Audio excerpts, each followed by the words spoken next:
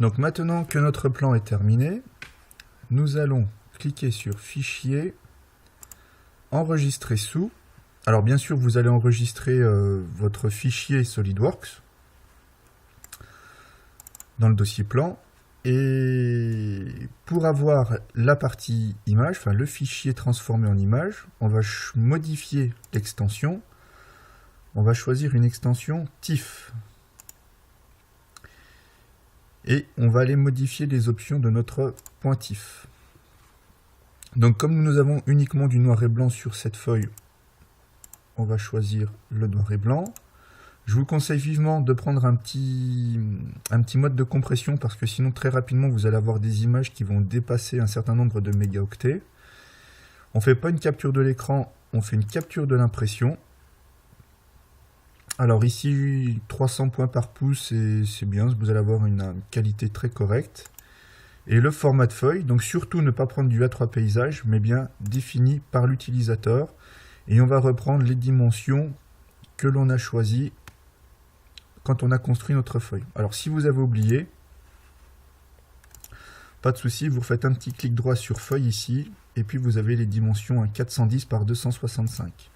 Donc je recommence la manipulation, fichier enregistré sous, extension TIFF, je vais ranger ça dans mon dossier plan, options, noir et blanc, compression pack bit, capture de l'impression, définie par l'utilisateur, donc largeur de 410 mm pour une hauteur de 265. Et je valide. OK. Alors je vais garder le nom escalier TIFF, moi ça me convient. J'enregistre. Et j'ai mon fichier image qui apparaît à l'écran. Bon, ça me paraît correct. Je viens dans Word. Donc je reviens dans ma trame dossier technique commun E32-33. Je vais supprimer ma forme rectangle d'encombrement, j'en ai plus besoin. Et maintenant je vais cliquer sur Insertion, Image. Et je vais aller chercher dans le dossier où j'ai rangé mes plans la fameuse image que j'ai créée précédemment, donc l'escalier pointif. Je le sélectionne, je l'insère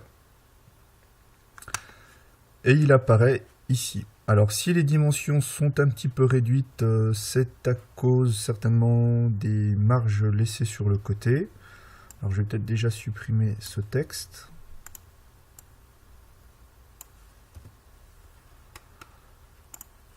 Voilà. Et puis là, ici sur mise en forme, je vais sélectionner donc la largeur que j'avais demandé, 41 cm, entrée. Il se met à jour automatiquement. Je vais cliquer sur habillage et je vais sélectionner l'option devant le texte. Et puis après, à la main, je peux le recentrer sur ma feuille. Voilà. Et j'obtiens un document qui est de qualité.